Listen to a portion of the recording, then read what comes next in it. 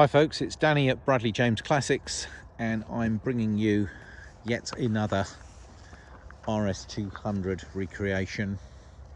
This one is in many ways the best we've offered, in that the attention to detail with this particular recreation is superb. A credit to the gentleman who's built the car. And I'm going to tell you a little bit about the kit, and I'm telling you a bit about the car that it's based on. So the RS200 probably doesn't need a great deal of introduction as among one of the most desirable Group B rally cars ever built. It is iconic. Genuine examples are costing hundreds of thousands of pounds, and there's been no sign of them ever coming down in price. In fact, in order to obtain a genuine one, sadly it's going to be unachievable for a lot of us due to that huge cost. Therefore, the recreation market for these cars is buoyant. I believe this is going to be the cheapest entry into an RS200 recreation available, and the fact that it's based on a very capable Toyota, super reliable car, I personally think is a good thing, and we ought to talk a little bit about the car that it's based on as well. But this particular RS200 recreation has had 2 MOTs, both of them it's gone through without ever having had an advisory. This one's just been MOT'd in recent days, so the MOT will be running through to October 2021. The car itself is a stunner, of course. You will always get attention wherever you go in a car like this, and sometimes you find yourself having to convince people it's not a genuine one. People are very enthusiastic about the car because they have such a following and it's such a cult classic. So the car itself is actually registered as a kit. That's what's on the logbook itself. So specialist insurance comes into play, and you'll find that quite inexpensive. I'm going to go through some of the features that this car has, and we're in fading light here, so I better get on with my video. But for example, in order for the car to kind of sit right and not sit too high, it's got a newly fitted, they haven't been fitted that long, but it's a set of coilover suspension front and rear that's adjustable, and I think that looks just about right. Any lower, you don't want it too extreme. It sits very nicely. These are genuine early Sierra lights on the back here. This exhaust system, let's have a little look through here. You can just see how lovely a piece of engineering that is. It sounds wonderful. There's the top of the suspension I was telling you about. Now, you're looking through the Perspex cover, but this is super clean under here. The donor car was a 66,000 mile, what looked to be a pretty much mint condition Toyota MR2. And if you can look on top of that engine, there you go, I've got a little gap there. I've got a Ford RS2000 written across the top. I've got a little Ford badge here. I've got this Hodgson Son RS dealer in Nottinghamshire. Lots of little touches which I think make this very special. Obviously a Ford badge here. Now, the car itself really is quite faithful in the placing of some of these stickers. You'll notice the motorsport stripes down here. You'll see the Pirelli stickers on the back. A pair of drivers who drove one of the original cars from Sweden on the side. You can guess by the flag. RS2000 across the front, a super number plate, which helps the illusion. Motorcraft and Shell. It does look very good in this livery, and as you pan back here, it looks brilliant. Little touches. You'll notice that this is a lovely little feature. The original car would have had this sort of thing. This was added. You've actually got windows inside for almost like a double glazing effect, so you can keep nice and warm and dry in there. Same with this rear perspex screen. This is just like the original car, but tucked in here we've actually got the heated rear windscreen of the Toyota. While we're talking about little extras, we've actually got, when you look inside, an actual intercooler which is sat in there. A lot of these cars don't have intercoolers, and it is piped down towards the engine, so the temptation maybe to hook a turbo up to this car would be rather strong. Now, it hasn't got a turbo. It's running its standard 1.8 VVTi, which is a double overhead cam 16 valve engine from Toyota, which is very capable with its 6-speed gearbox. It has a limited slip diff.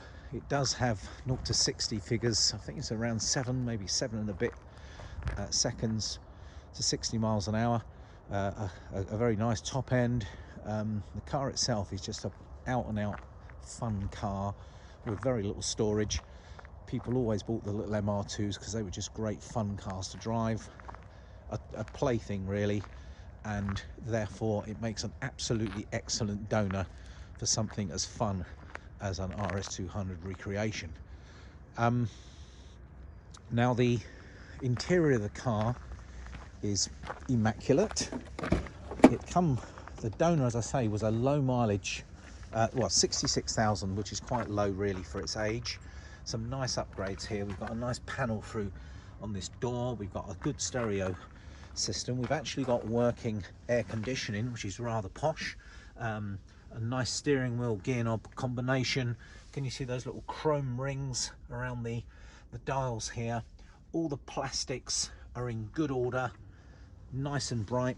We've got these lovely seats, leather stitching and suede in the middle with the sort of leather surrounds. We've got some RS200 mats either side, and it's a very pleasant place to be inside there. You can see that the interior is pretty immaculate. You've got 3 keys with this car. Now, I'm gonna talk about the bodywork. And the bodywork, actually, it's either a blank canvas for someone that wants to do something different other than go for the rally look to the car. And if you're happy driving it like this, then you must leave it like this, because as you can imagine, there's a few quid's worth of stickers if you were to replace all these.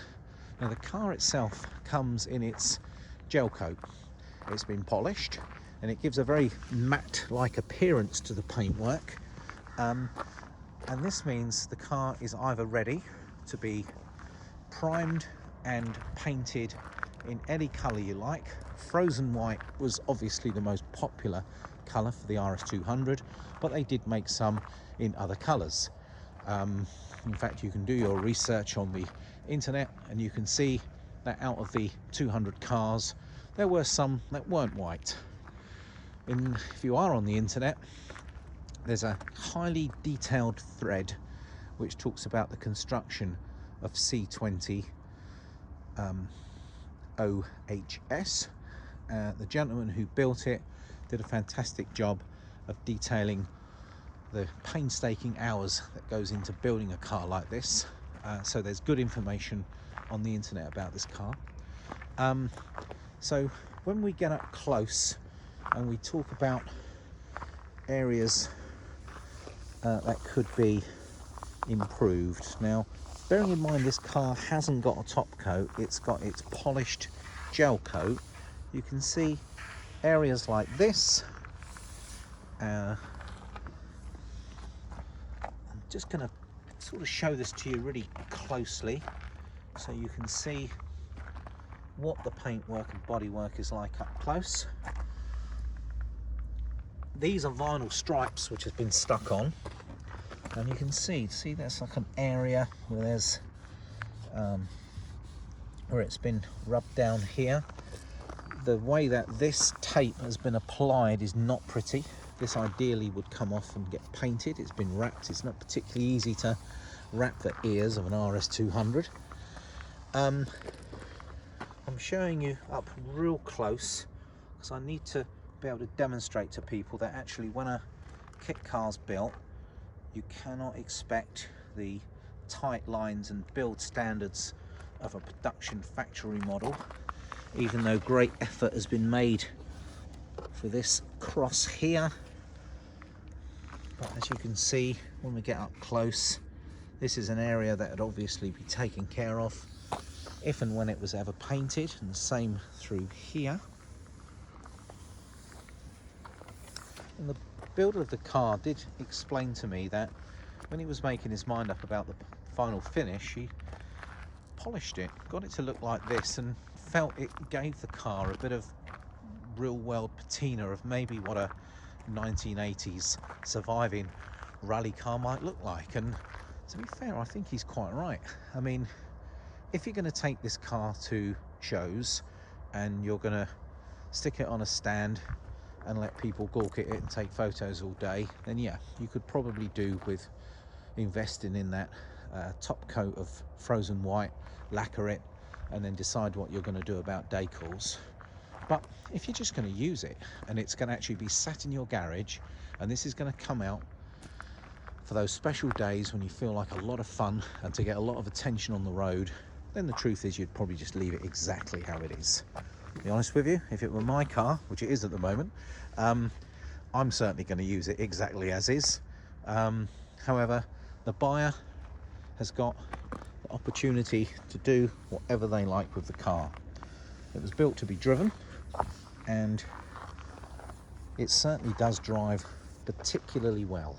But I wanted to show off, I should say, all these little sort of imperfections and sorts of things that you would sort out yourself if you were looking to get the car looking completely sharp with new paintwork everywhere.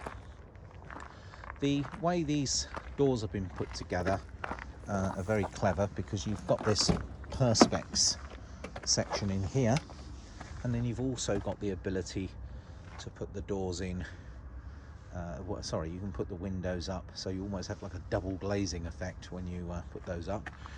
The car would probably benefit from sort of aluminium trim or something across there.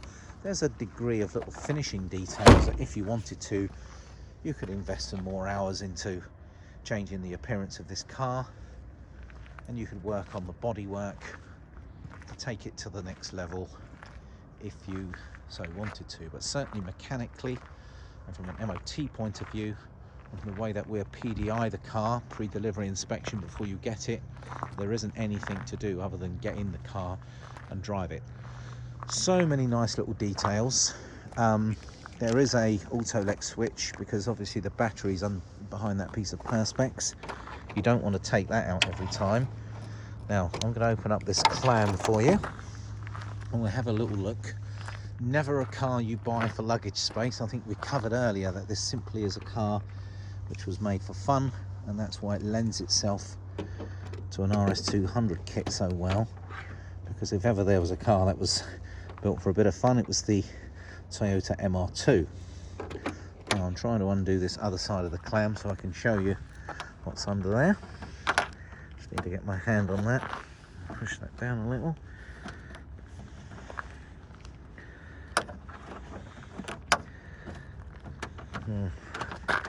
I might have put that key in the wrong way. Sorry about this, folks. Let me see if I can get this one opened. Always quite tricky to do when you're doing it with one hand.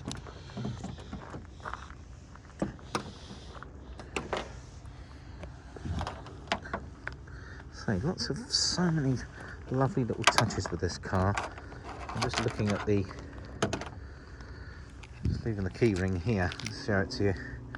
RS200. Lovely. Well, folks, I must admit I'm struggling to get this other Clam open. It's starting to move. I'll put this phone down for a second. There you go. Have a look in that direction.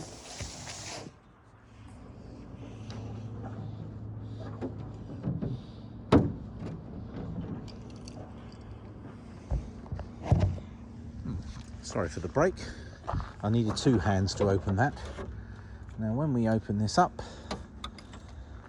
this is an area where we've got, I believe these are VW Golf lamps, which stay with the front Clam. A rather pretty RS200 decal there. And this is where we put in things like washer fluid and brake fluid and so on and so forth. And in here, this little lid opens, and that's where you would have your tools, etc. So that's what's under the front, and that's how we shut down the Clam there and there. Well, I think I've covered pretty much everything that I wanted to do in this video. I've given the opportunity to look around this car, hear a little bit about the donor, which is a 2006 Toyota MR2 with 66,000 miles, just two previous owners of that car. We've got the handbook that tells you how everything works. The MR2 is a very capable little car on its own. 130 brake horsepower, are they? 138? 6-speed gearbox, limited slip diff. They go well independently. So just under 1,000 kilos. Now that's with the metal bodywork. If you can imagine what it's like with the fiberglass, that's even lighter. So the power to weight ratio is a little better. Well, we've had the look at this car together for 15 minutes. I've had the opportunity to explain what she's like, what she goes like. You're getting the impression from this video that this little RS200 kit is a well-built model. It certainly goes very well. It sounds great with that exhaust system.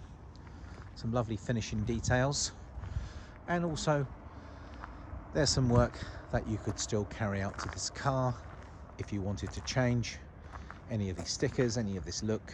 It's a blank canvas from that point of view. Well folks, thank you for spending time with me today looking at this lovely RS200 recreation. And if you're interested in owning this car, please get in touch with the usual channels and I will be delighted to set up a viewing. You can drive this car and I can arrange transport anywhere you need it to go. Well, that's Danny at Bruddy James Classics signing out.